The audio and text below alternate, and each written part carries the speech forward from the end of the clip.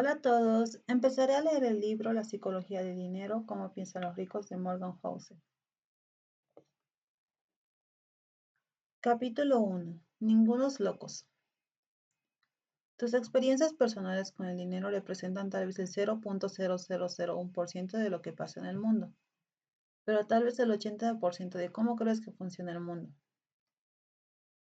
Déjame contarte un problema. Puede hacerse que se sienta mejor sobre lo que hace con su dinero y menos crítico sobre lo que otras personas hacen con el suyo. La gente hace locuras con el dinero, pero nadie está loco. Aquí está la cuestión. Las personas de diferentes generaciones, criadas por diferentes padres que tuvieron diferentes ingresos y tenían diferentes valores en diferentes partes del mundo, nacieron en diferentes economías y experimentaron diferentes mercados laborales, con diferentes incentivos y diferentes grados de suerte. Aprenden muy diferentes lecciones. Todos tienen su propia experiencia única sobre cómo funciona el mundo. Y lo que ha experimentado es más convincente que lo que aprende de segunda mano. Así que todos nosotros, usted, yo, todos, pasamos por la vida anclados en un conjunto de opiniones sobre cómo funciona el dinero que varían enormemente de una persona a otra.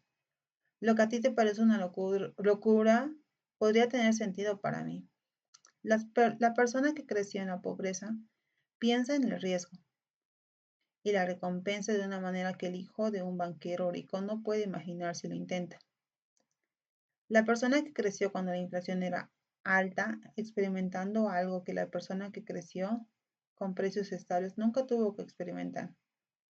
El corredor de bolsas que perdió todo durante la Gran Depresión experimentó algo que el trabajador tecnológico que disfruta de la gloria de finales de los 90 no puede imaginar. El australiano que ha visto una recesión en 30 años ha experimentado algo que ningún estadounidense ha experimentado. Incesantemente la lista de experiencias es interminable. Sabes cosas sobre dinero que yo no, y viceversa. Vas por la vida con creencias, metas, pronósticos diferentes que yo. Eso no se debe a que uno de nosotros sea más inteligente que el otro o tenga mejor información. Es porque hemos tenido vidas diferentes, moldeadas por experiencias diferentes e igualmente persuasivas. Sus experiencias personales con el dinero representan tal vez el 0.00001% de lo que sucedió en el mundo, pero tal vez el 80% de cómo cree que funciona el mundo. Por lo tanto, personas igualmente inteligentes pueden no estar de acuerdo sobre cómo y por qué ocurren las recesiones, cómo debe invertir su dinero, qué debe priorizar, cuánto tiempo debe tomar, etc.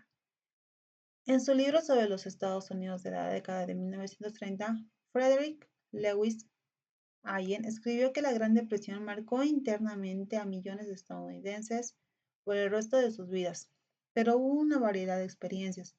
25 años después, mientras se postulaba para la presidencia, un periodista le preguntó a John F. Kennedy qué recordaba de la depresión.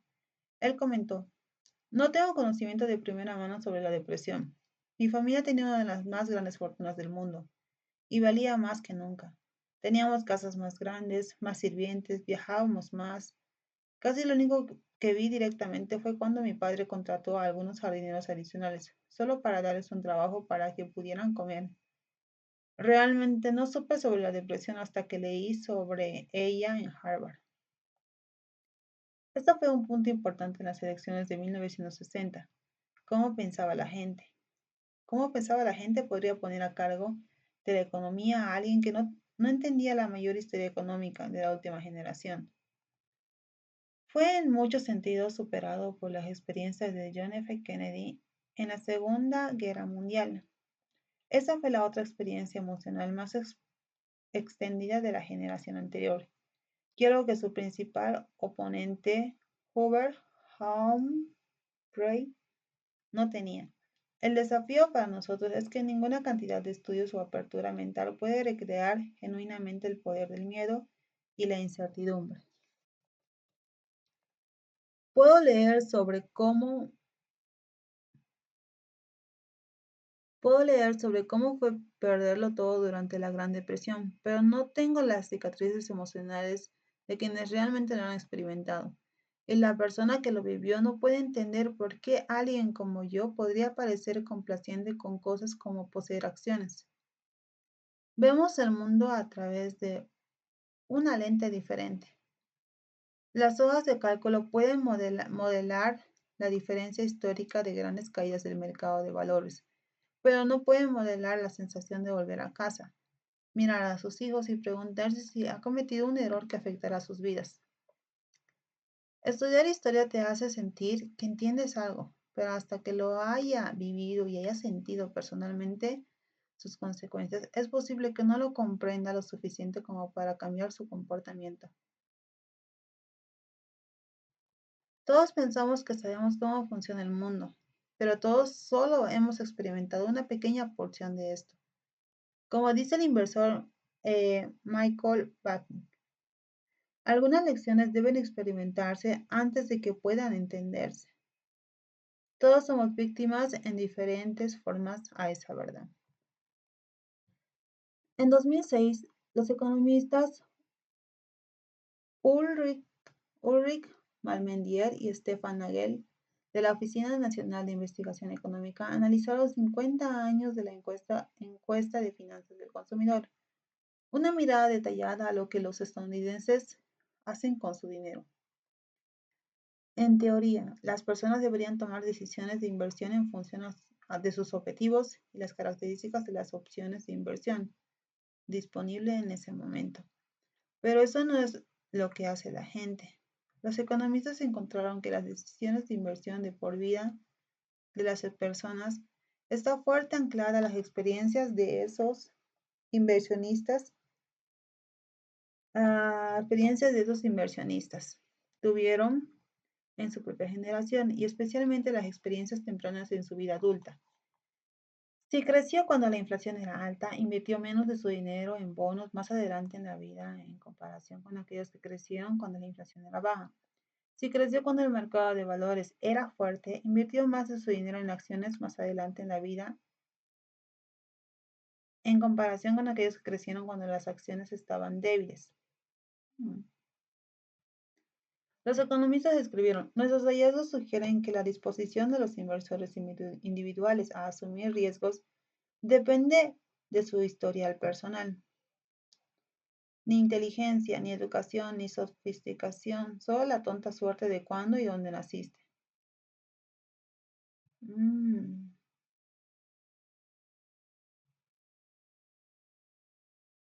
vaya. El Financial Times entrevistó a Bill Gross, el famoso administrador de bonos, en 2019. Gross admite que probablemente no estaría donde está hoy si hubiera nacido una década antes o después. Dice el artículo, la carrera de Gross coincidió casi a la perfección con un colapso generacional de las tasas de interés que dio un impulso a los precios de los bonos. Este tipo de cosas no solo afecta las oportunidades que encuentras, afecta lo que piensa acerca de esas oportunidades cuando se le presenta. Para Gross, los bonos eran máquinas generadoras de riqueza. Para la generación de su padre, que creció y soportó una inflación más alta, podrían ser vistos como incineradores de riqueza. Las diferencias en las formas en las que las personas han experimentado el dinero no son pequeñas, incluso entre aquellos que podrían pensar que son bastante similares. Toma acciones. Si nació en 1970 y S&P 500 aumentó casi 10 veces. Diferentes formas de esa verdad, ajustado por inflación durante su adolescencia y 20 años. Este es un regreso asombroso. Si nació en 1950, el mercado literalmente no llegó a ninguna parte en su adolescencia y 20 años ajustados por inflación, dos grupos de personas separados por el azar de su año de nacimiento, pasan por la vida con una visión completamente diferente sobre cómo funciona el mercado de valores.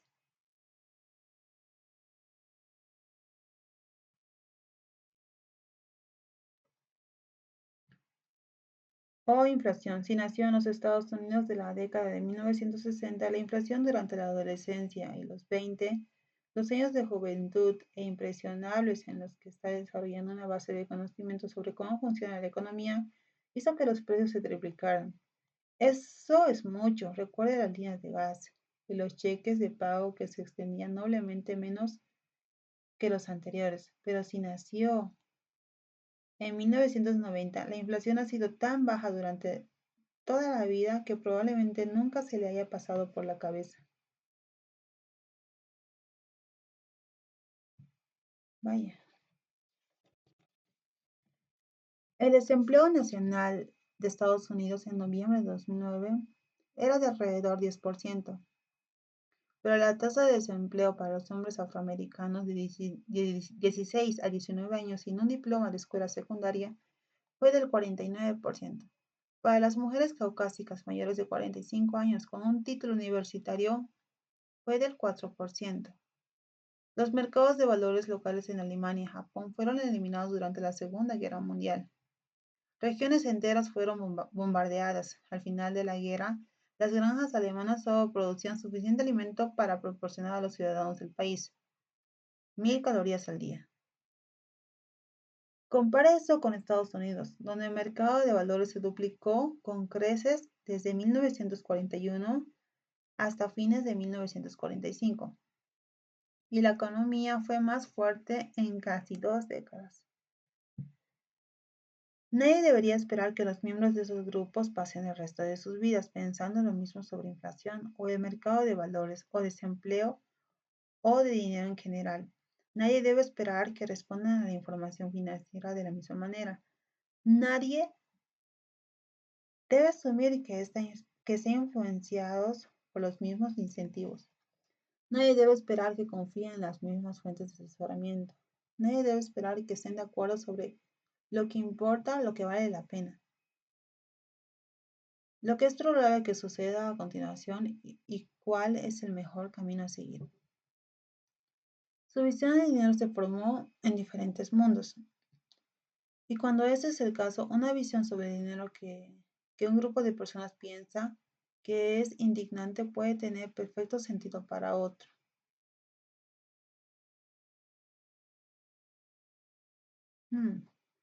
Hace unos años, el New York Times publicó un artículo sobre las condiciones laborales de Foxconn, el enorme fabricante de productos electrónicos taiwaneses. Las condiciones suelen ser atroces, los lectores estaban molestos con razón, pero una respuesta fascinante a la historia provino del sobrino de un trabajador chino, quien escribió en la sección de comentarios. Mi tía trabaja varios años en lo que los Estados Unidos llaman talleres de explotación. Fue un trabajo duro, horas largas, salarios pequeños, condiciones de trabajo malas. ¿Sabes lo que hacía mi tía antes de trabajar en una de esas fábricas? Ella era una prostituta. En mi opinión, la idea de trabajar en un taller de explotación en comparación con ese antiguo estilo de vida era aún mejor. Sé que mi tía preferiría ser explotada por un malvado jefe capitalista por un par de dólares a su cuerpo fuera explotado, a que su cuerpo fuera explotado por varios hombres por unos centavos. Por eso me molesta el pensamiento de muchos estadounidenses. No tenemos las mismas oportunidades que Occidente. Nuestras infraestructuras gubernamentales es diferente. El país es diferente. Si la fábrica es un trabajo duro, podría ser mejor. Sí, pero solo cuando se compara con los trabajos estadounidenses. No sé qué hacer con esto. Parte de mí quiere discutir ferozmente, una parte de mí quiere entender. Pero sobre todo es un ejemplo de cómo diferentes experiencias pueden llevar a visiones muy diferentes dentro de temas que un lado piensa intuitivamente que debería ser en blanco y negro. Cada decisión que la gente toma con dinero y justifica tomando la información que tiene en ese momento y conectándola a su modelo mental único de cómo funciona el mundo. Esas personas pueden estar mal informadas, pueden tener información incompleta, Pueden ser malos en matemáticas, pueden ser persuadidos por un marketing podrido, no pueden tener idea de lo que están haciendo, pueden juzgar mal las consecuencias de sus acciones o pueden alguna vez. Pero la decisión financiera que toma una persona tiene sentido para ella en ese momento y marca las casillas que necesita marcar. Se cuentan a sí mismo una historia sobre lo que están haciendo y por qué lo hacen, y esa historia ha sido moldeada por sus propias experiencias únicas. Toma un ejemplo simple, boletos de lotería. Los estadounidenses gastan más en ellos que en películas, videojuegos, músicas, eventos deportivos y libros combinados. ¿Y quién los compra? Mayormente gente pobre.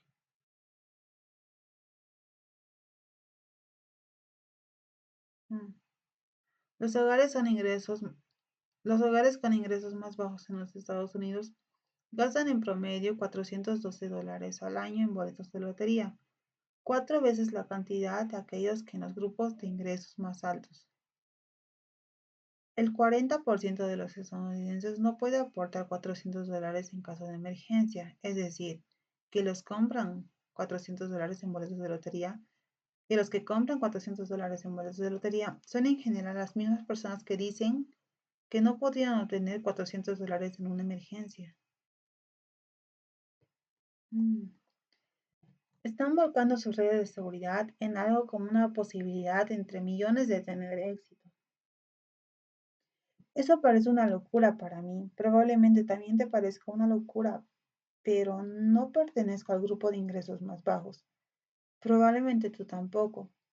Por lo tanto, es difícil para muchos de nosotros comprender intuitivamente el razonamiento subconsciente de los compradores de boletos de lotería de bajos ingresos. Pero colar un poco y puedes imaginarlo haciendo algo como esto. Vivimos de cheque a cheque y el ahorro parece fuera de nuestro alcance. Nuestras perspectivas de salario muchos más altos parecen inalcanzables. No podemos permitirnos unas vacaciones agradables, coches nuevos, seguros médicos o viviendas en varios seguros. No podemos llevar a nuestros hijos a la universidad sin una deuda paralizante. Muchas de las cosas que ustedes, las personas que leen libros sobre finanzas, tienen ahora o tienen mucha posibilidad de obtener, no son, no las tenemos nosotros. A ver, muchas de las cosas que ustedes, las personas que leen libros sobre finanzas, tienen ahora o tienen mucha posibilidad de tener, nos, no las tenemos nosotros. Ah, Comprar un boleto de lotería es el único momento en nuestras vidas en las que podemos tener un sueño tangible o de obtener las cosas buenas que ya tienes y que das por sentado. Estamos pagando por un sueño y es posible que no lo entiendas porque ya estás viviendo un sueño. Por eso compramos más entradas que tú. No tienes que estar de acuerdo con este razonamiento.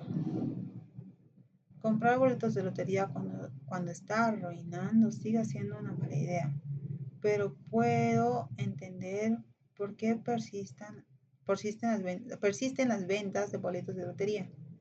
Y esa idea lo que está haciendo parece una locura, pero entiendo por lo que está haciendo.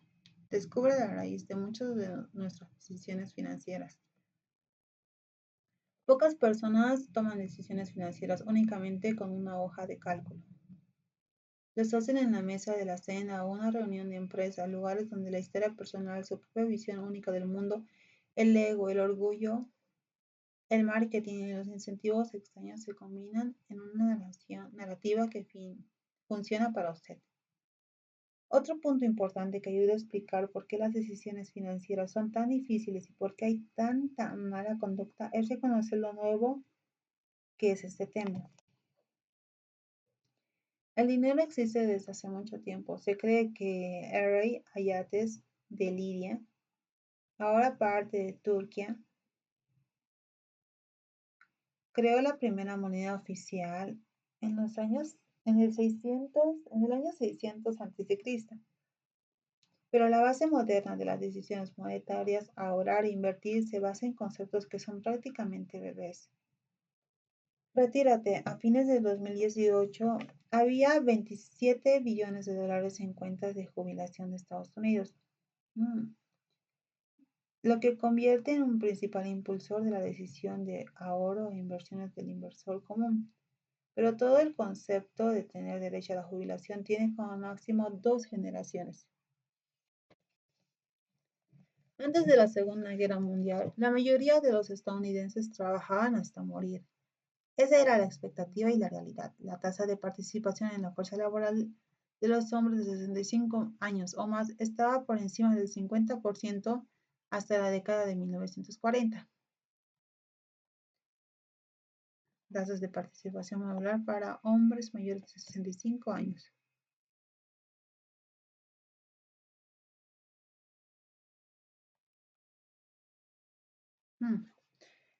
El Seguro Social tenía como objetivo cambiar esto, pero sus beneficios iniciales no se parecían nada a una pensión adecuada.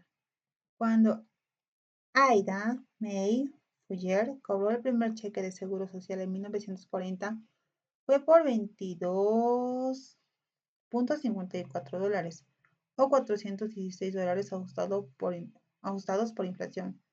No fue hasta la década de 1980 que el cheque promedio del Seguro Social para los jubilados superó los $1,000 al mes, ajustados por inflación.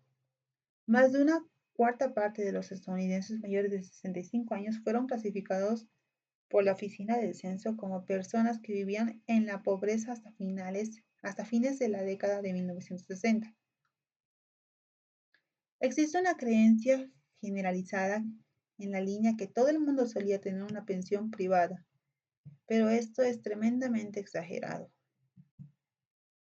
El Employee Benefit Research Instituto explica: solo una cuarta parte de las personas de 65 años o más tenía ingresos por pensiones en 1965. Entre esa afortunada minoría, solo el 15% de los ingresos familiares provenían de una pensión. El New York Times escribió en 1955 sobre el creciente deseo, pero continua incapacidad de jubilarse. Parafraseando un viejo dicho, 90, todo el mundo habla de la jubilación, pero aparentemente muy pocos por ciento hacen algo al respecto. No fue hasta la década de 1980 que se afianzó la idea de que todos merecen y deberían tener una jubilación digna. Y la forma de obtener esa jubilación digna desde entonces ha sido la expectativa de que todos ahorren e inviertan su propio dinero. Permítame reiterar cuán nueva es esta idea de 401k. El vehículo de ahorro fundamental en la jubilación estadounidense no existió hasta 1978. La Roth IRA no nació hasta 1998. Si fuera una persona, apenas tendría la edad suficiente para beber. No debería sorprender a nadie que muchos de nosotros seamos malos ahorrando e invirtiendo para la jubilación. No estamos locos, todos somos novatos. Lo mismo ocurre en la universidad. La proporción de estadounidenses mayores de 25 años con una licenciatura ha pasado de menos de 1 de cada 20 en 1940 y 1 de cada 4 en 2015. La matrícula universitaria promedio durante este tiempo aumentó más de 4 veces, ajustada a la inflación. Algo tan grande y tan importante, la sociedad explica tan rápidamente por qué. Por ejemplo, tantas personas han tomado malas decisiones con los préstamos para estudiantes durante los últimos 30 años. No hay décadas de experiencia acumulada de la que se quiera intentar aprender. Lo estamos improvisando. Lo mismo ocurre con los fondos indexados, que tienen menos de 50 años, y fondos de cobertura que no despegaron hasta los últimos 25 años, incluso de uso generalizado de la deuda de los consumidores, hipotecas, tarjetas de crédito y préstamos para automóviles. No despegó hasta después de la Segunda Guerra Mundial, cuando G.I. Bill felicitó el endeudamiento de millones de estadounidenses. Los perros fueron domesticados hace 10.000 años y aún conservan algunos comportamientos de sus ancestros salvajes. Sin embargo, aquí estamos con entre 20 y 50 años de experiencia en el sistema financiero moderno, esperando estar perfectamente aclimatados. Para un tema que está tan influenciado por la emoción frente a los hechos, esto es un problema y ayuda a explicar por qué no siempre hacemos lo que se supone que debemos hacer con el dinero. Todos hacemos locuras con el dinero, porque todos somos relativamente nuevos en este juego. Y lo que a ti te parece una locura podría tener sentido para mí. Pero nadie está loco. Todos tomamos decisiones basadas en nuestras propias experiencias únicas, que parecen tener sentido para nosotros en un mundo dado.